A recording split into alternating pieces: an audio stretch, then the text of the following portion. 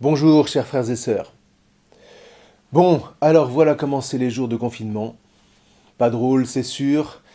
Alors, pour nous aider à vivre spirituellement cette épreuve, eh bien, je vous propose de nous laisser guider chaque jour par la liturgie eucharistique.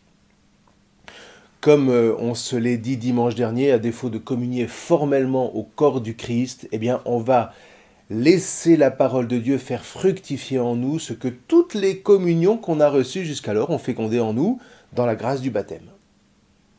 Et vous voyez, je sais d'avance, pour l'avoir maintes fois expérimenté, que la liturgie qui est inspirée a mystérieusement anticipé les moments que nous avons à vivre.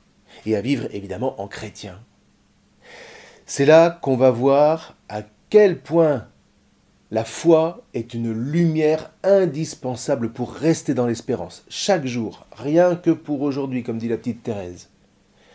Une espérance qui nous inspire les actes de charité à poser coûte que coûte et qui vont nous faire nous sentir pleinement vivants et donc pleinement vivifiants pour les autres en ce temps morbide.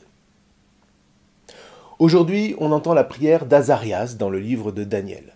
Alors pour le coup, voilà un temps d'épreuve redoutable. Le peuple d'Israël a été déporté à Babylone, vous imaginez? C'est l'inverse du confinement, mais c'est plus redoutable encore. Vous êtes chassé de chez vous, emmené à pied à plus de 1000 kilomètres, sans vos affaires évidemment. Arrivé sur place, il faut tout reconstruire, il faut s'intégrer à la culture ambiante, tout recommencer à zéro, et puis surtout, garder l'espérance qu'un jour on pourra revenir si encore on tient le coup jusque-là. Nous ou les générations qui suivent.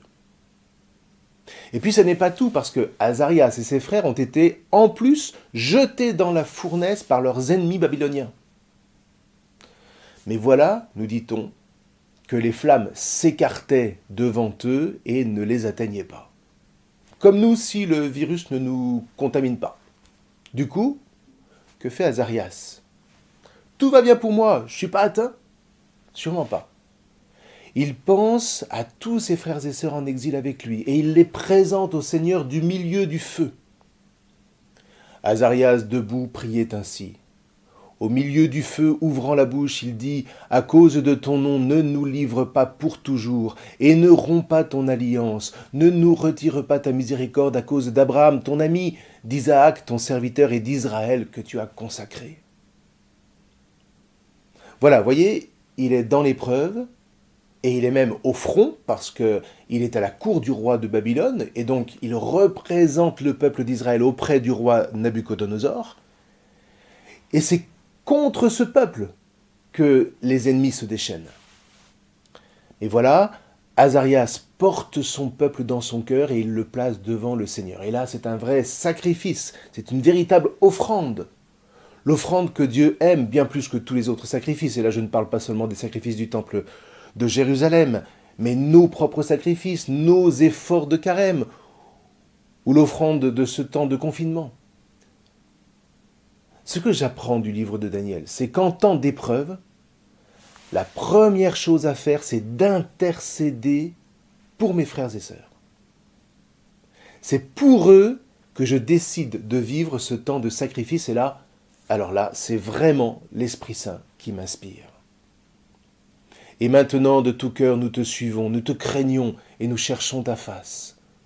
Ne nous laisse pas dans la honte, agis envers nous selon ton indulgence et l'abondance de ta miséricorde. Délivre-nous en renouvelant tes merveilles. Glorifie ton nom, Seigneur. Voilà, non pas une plainte seulement, mais la foi. Au milieu de notre épreuve, c'est ta face, c'est-à-dire c'est ta présence à laquelle nous restons disponibles à chaque heure du jour. Quant à Jésus, eh bien, il nous fait aller encore plus loin. Si tu es dans les flammes à cause d'un ennemi ou d'un adversaire, quelqu'un qui te fait du mal, qui a vraiment fauté contre toi, non seulement tu intercéderas pour lui aussi, mais surtout, tu lui pardonneras. Parce que le Père, lui, t'a pardonné toutes tes fautes, alors même qu'en son Fils Jésus, tu l'as pendu sur la croix. Père, pardonne-leur parce qu'ils ne savent pas ce qu'ils font. Vous vous souvenez, c'est dans Saint Luc. Alors aujourd'hui, moi, eh bien, je vais me mettre devant le pardon de Jésus pour moi. Je vais faire mémoire du péché envers lui que j'ai commis, mais qu'il me pardonne. Vous voyez, chaque fois que je me confine sur moi-même, et là, pas besoin de directive gouvernementale, je sais très bien le faire tout seul. Chaque fois que je tombe dans le piège de la convoitise, etc., etc., etc.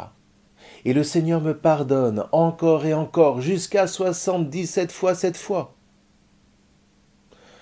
Alors, Seigneur, eh bien, je me présente devant toi et j'intercède pour mes frères et sœurs. Dans l'épreuve, je n'oublie pas les pardons que je veux donner en ton nom.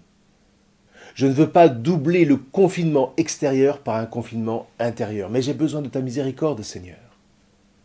Ne nous retire pas ta miséricorde à cause de Jésus, ton Fils, que tu as glorifié dans sa mort et dans sa résurrection en faveur des pécheurs que nous sommes. Je vous souhaite une très bonne journée. Gloire à Dieu. Amen.